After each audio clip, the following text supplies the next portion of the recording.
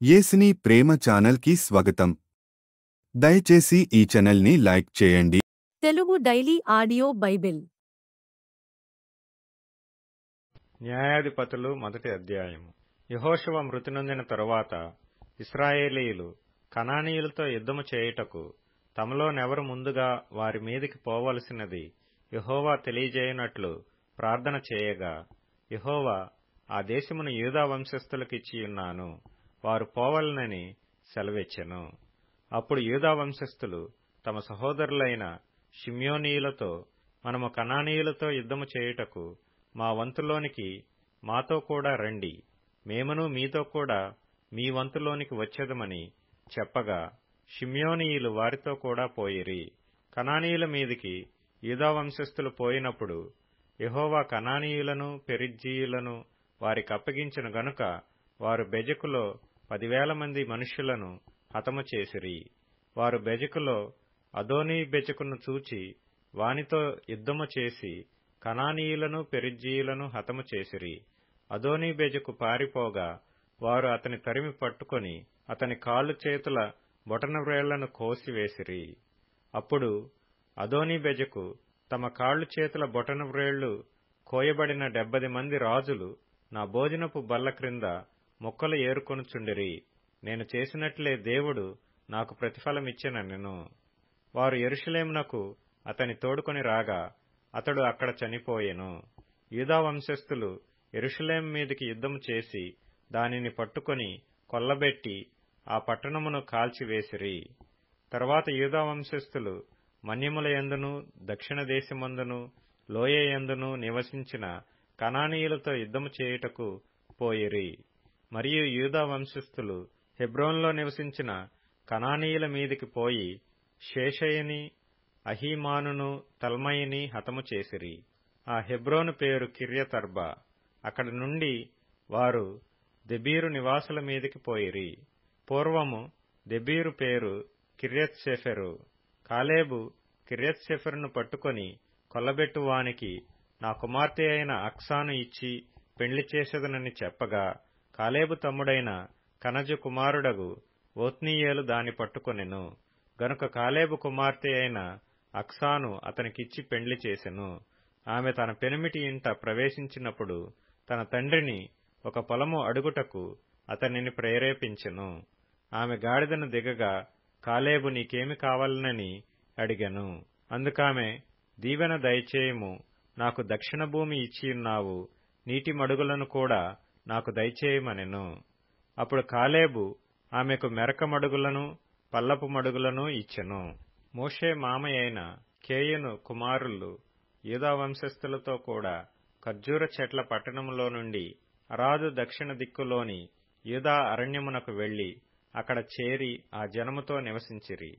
యూదా వంశస్థులు తమ సహోదరులైన షిమ్యోనీయులతో కూడా పోయి జఫతులో నివసించిన కనానీయులను హతము చేసి పట్టణమును నిర్మూలము చేసి ఆ పట్టణమునకు హోర్మా అను పేరు పెట్టిరి.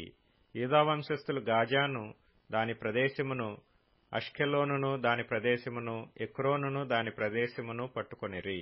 యెహోవా యూదా వంశస్థులకు తోడై ఉన్నందున వారు మన్యదేశమును స్వాధీనపరచుకొనిరి.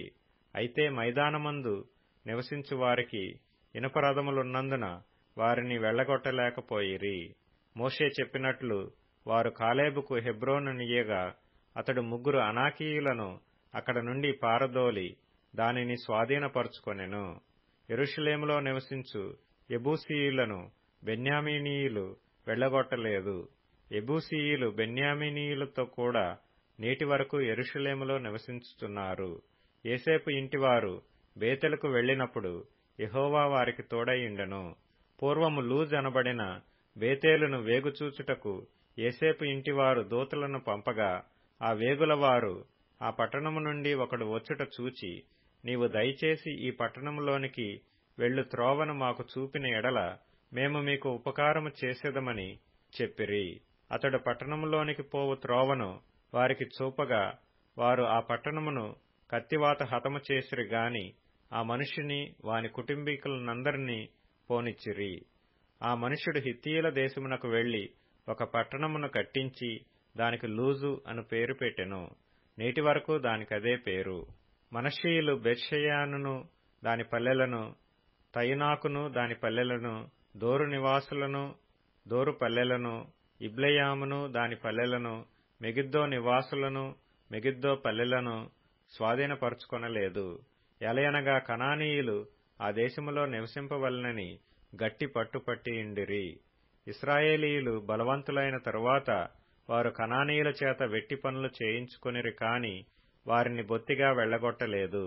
ఎఫ్రాయిమీయులు గెజెరులో నివసించిన కనానీయులను వెళ్లగొట్టలేదు. గెజెరులో కనానీయులు వారి మధ్యను నివసించిరి. జెబూలూనీయులు కిత్రోను నివాసులను నహలోలు నివాసులను వెళ్లగొట్టలేదు. కనానీయులు వారి మధ్య నివసించి వారికి వెట్టి పనులు చేయువారైరి. అషేరీయులు అక్కో నివాసులను, సీదోను నివాసులను, అహ్లాబు వారిని, అగ్జీబు వారిని, హెల్బా వారిని, ఆఫెకు వారిని, రెహోబు వారిని, అషేరీయుల దేశ నివాసులైన కనానీయులను వెళ్లగొట్టక వారి మధ్య నివసించిరి. నఫ్తాలీయులు బెత్షెమెషు వారిని, బేతనాతు వారిని వెళ్లగొట్టలేదు గాని బెత్షెమెషు నివాసుల చేతను, బేతనాతు నివాసుల చేతను వెట్టి పనులు చేయించుకొనిరి. అమోరీయులు దానీయులను పల్లపు దేశమునకు దిగనీయక మన్యమునకు వారిని వెళ్లగొట్టిరి. అమోరీయులు అయ్యాలోను నందలి హెరెసు కొండలోను, షయల్బీములోను నివసింపవలనని గట్టి పట్టుపట్టియుండగా ఏసేపు ఇంటివారు బలవంతులైన వారి చేత వెట్టి పనులు చేయించుకొనిరి. అమోరీయుల సరిహద్దు అక్రబ్బీము మొదలుకొని హస్సేలా వరకు వ్యాపించెను. న్యాయాధిపతులు 2వ అధ్యాయము. యెహోవా దూత గిల్గాలు నుండి బయలుదేరి బోకీమునకు వచ్చి ఈలాగు సెలవిచ్చెను. నేను మిమ్మును ఐగుప్తులో నుండి రప్పించి మీ పితరులకు ప్రమాణము చేసిన దేశమునకు మిమ్మును చేర్చి నీతో చేసిన నిబంధన నేనెన్నడనూ మీరను. మీరు ఈ దేశ నివాసులతో నిబంధన చేసుకొనకూడదు. వారి బలిపీఠములను విరగగొట్టవలనని ఆజ్ఞ ఇచ్చితిని గాని మీరు నా మాటను వినలేదు. మీరు చేసిన పని ఎట్టిది? కావున నేను మీ ఎదుట నుండి ఈ దేశ నివాసులను వెళ్లగొట్టను. వారు మీ ప్రక్కలకు శూలములుగా నుందురు. వారి దేవతలు మీకు ఉరిగా నుందురని చెప్పుచున్నాను. యెహోవా దూత ఇశ్రాయేలీలందరితో ఈ మాటలు చెప్పగా జనులు ఎలుగెత్తి ఏడ్చిరి. కాగా ఆ చోటికి బోకీమను పేరు పెట్టబడెను. అక్కడ వారు యెహోవాకు బలి అర్పించిరి. యెహోషువ జనులను వెళ్లనంపినప్పుడు ఇశ్రాయేలీయులు దేశమును స్వాధీనపరచుకొనుటకు తమ స్వాస్థ్యములకు పోయిరి. యెహోషువ దినములన్నిటను యెహోషువ తరువాత ఇంక బ్రతికిన వారై యెహోవా ఇశ్రాయేలీయుల కొరకు చేసిన కార్యములన్నిటినీ చూసిన పెద్దల దినములన్నిటను ప్రజలు యెహోవాను సేవించుచూ వచ్చిరి. నూను కుమారుడును యెహోవాకు దాసుడునైన యెహోషువ 110 సంవత్సరముల వయస్సు గలవాడై మృతి నొందినప్పుడు అతని స్వాస్థ్యపు సరిహద్దులోనున్న తిమ్నత్సెరహులో జనులతని పాతిపెట్టిరి. అది ఎఫ్రాయిమీయుల మన్యమందలి గాయషు కొండకు ఉత్తర దిక్కుననున్నది. ఆ తరము వారందరూ తమ పితరుల యొద్దకు చేర్చబడిరి. వారి తరువాత యెహోవానైనను ఆయన ఇశ్రాయేలీయుల కొరకు చేసిన కార్యములనైనను ఎరుగని తరమొకటి పుట్టగా ఇశ్రాయేలీయులు యెహోవా కన్నుల ఎదుట కీడు చేసి ఐగుప్తు దేశములో నుండి వారిని రప్పించిన తమ పితరుల దేవుడైన యెహోవాను విసర్జించి బయలుదేవతలను పూజించి తమ చుట్టూనుండు జనుల దేవతలలో ఇతర దేవతలను అనుసరించి వాటికి నమస్కరించి యెహోవాకు కోపము పుట్టించిరి. వారు యెహోవాను విసర్జించి బయలును అష్టారోతును పూజించిరి. కాబట్టి యెహోవా కోపాగ్ని ఇశ్రాయేలీయుల మీద మండెను. ఆయన దోచుకుని వారి చేతికి వారిని అప్పగించెను. వారు ఇశ్రాయేలీయులను దోచుకొనిరి. ఆయన వారి చుట్టూనున్న వారి శత్రువుల చేతికి వారిని అప్పగించెను. గనుక వారు తమ శత్రువుల ఎదుట నిలవలేకపోయిరి. యెహోవా వారితో చెప్పినట్లు, యెహోవా వారితో ప్రమాణము చేసినట్లు వారు పోయిన ప్రతి స్థలమున వారికి బాధ కలుగు చేయుటకు యెహోవా వారికి శత్రువాయెను. గనుక వారికి మిక్కిలి ఇబ్బంది కలిగెను. ఆ కాలమున యెహోవా వారి కొరకు న్యాయాధిపతులను పుట్టించెను. వీరు దోచుకొని వారి చేతిలో నుండి ఇశ్రాయేలీయులను రక్షించిరి. అయితే వారు ఇంక న్యాయాధిపతుల మాట వినక తమ పితరులు యెహోవా ఆజ్ఞలను అనుసరించి నడిచిన మార్గము నుండి త్వరగా తొలగిపోయి ఇతర దేవతలతో వ్యభిచరించి వాటికి నమస్కరించిరి. తమ పితరులు ఆ ఆజ్ఞలను అనుసరించినట్లు వారు నడవకపోయిరి. తమ శత్రువులు తమను బాధింపగా వారు విడిచిన నిట్టూర్పులు యెహోవా విని సంతాపించి వారి కొరకు న్యాయాధిపతులను పుట్టించి ఆయా న్యాయాధిపతులకు తోడయ్యుండి వారి దినములన్నిటను వారి శత్రువుల చేతిలో నుండి ఇశ్రాయేలీలను రక్షించెను. ఒక్కొక్క న్యాయాధిపతి చనిపోగా వారు వెనుకకు తిరిగి ఇతర దేవతలను అనుసరించి పూజించుచూ వాటికి సాగిలపడుచు ఉండుట వలన తమ క్రియలలోనేమి తమ మూర్ఖ ప్రవర్తనలోనేమి దేనిని విడువక తమ పూర్వీకుల కంటే మరి మిగుల చెడ్డవారైరి. కాబట్టి యెహోవా కోపాగ్ని ఇశ్రాయేలీల మీద మండగా ఆయన ఈలాగు సెలవిచ్చెను, ఈ ప్రజలు నా మాట వినక వీరి పితరులతో నేను చేసిన నిబంధనను మీరుదురు గనుక నేను నియమించిన విధిని అనుసరించి వారి పితరులు నడిచినట్లు వీరును యెహోవా విధిని అనుసరించి నడుచుదురో లేదో ఆ జనముల వలన ఇశ్రాయేలీలను శోధించుటకై యెహోషువ చనిపోయిన కాలమున శేషించిన జనములలో ఏ జనమును వారి ఎదుట నుండి నేను వెళ్లగొట్టను. అందుకు యెహోవా ఆ జనములను యెహోషువ చేతికి అప్పగింపకయు శీఘ్రముగా వెళ్లగొట్టకయు మాని వారిని ఉండనిచ్చెను. లూకా సువార్త 7వ అధ్యాయం. ఆయన తన మాటలన్నీ ప్రజలకు సంపూర్తిగా వినిపించిన తరువాత కపెర్నహూములోనికి వచ్చెను. ఒక శతాధిపతికి ప్రియుడైన దాసుడొకడు రోగి అయి చావ సిద్ధమై ఉండెను. శతాధిపతి యేసును గూర్చి విని ఆయన వచ్చి తన దాసుని స్వస్థపరచవలెనని ఆయనను వేడుకొనుటకు యూదుల పెద్దలను ఆయన యొద్దకు పంపెను. వారు యేసునొద్దకు వచ్చి, నీ వలన మేలు పొందుటకు అతడు యోగ్యుడు. అతడు మన జనులను ప్రేమించి మనకు సమాజ మందిరము తానే కట్టించెనని ఆయనతో చెప్పి మిక్కిలి బతిమాలుకొనిరి. కావున యేసు వారితో కూడా వెళ్ళెను. ఆయన ఆ ఇంటి దగ్గరికి వచ్చినప్పుడు శతాధిపతి తన స్నేహితులను చూచి, మీరాయన యొద్దకు వెళ్లి, ప్రభువా, శ్రమ పుచ్చుకొనవద్దు, నీవు నా ఇంటిలోనికి వచ్చుటకు నేను పాత్రుడను కాను. అందుచేత నీ యొద్దకు వచ్చుటకు పాత్రుడనని నేను ఎంచుకొనలేదు.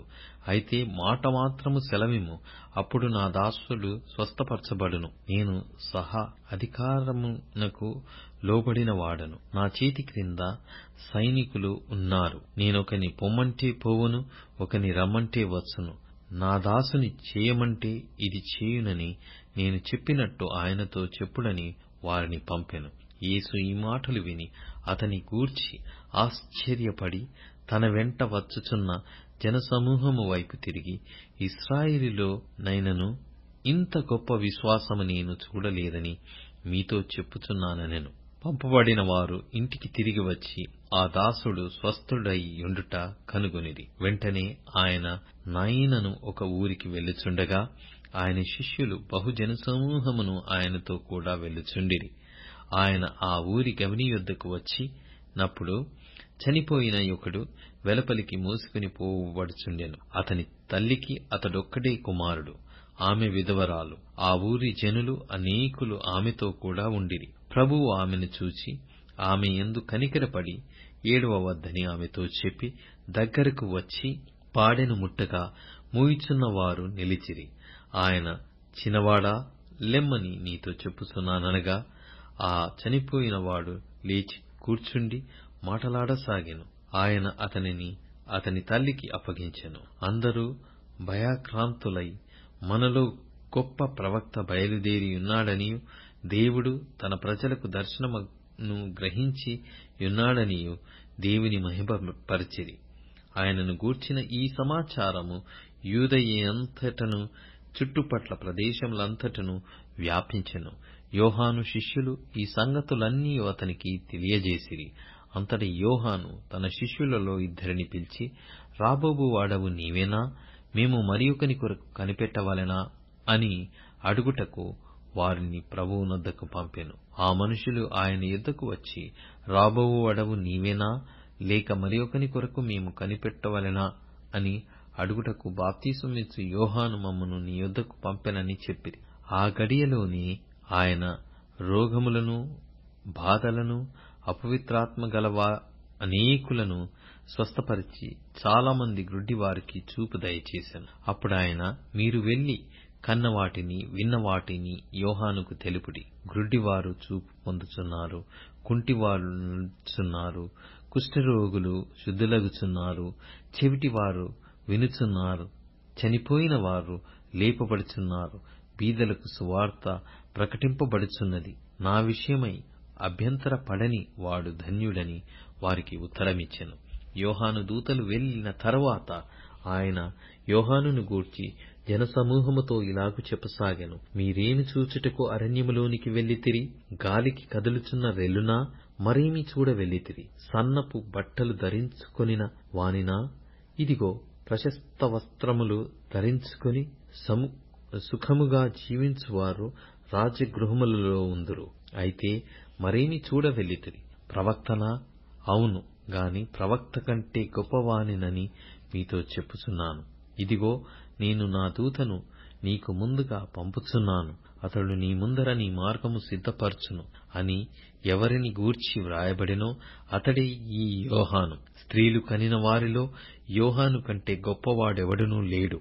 అయినను దేవుని రాజ్యములో అల్పుడైన వాడు అతని కంటే గొప్పవాడని మీతో చెప్పుచున్నాను. ప్రజలందరూ సుంకరులను యోహాను బోధ విని అతడిచ్చిన బాప్తిస్మము పొందిన వారై దేవుడు న్యాయవంతుడని ఒప్పుకొనిరి. గాని పరిసయ్యులను ధర్మశాస్త్రోపదేశకులను అతని చేత బాప్తిస్మము పొందక తమ విషయమైన దేవుని సంకల్పమును నిరాకరించిరి. దయచేసి ఈ ఛానల్ని లైక్ చేయండి, షేర్ చేయండి, సబ్స్క్రైబ్ చేయండి.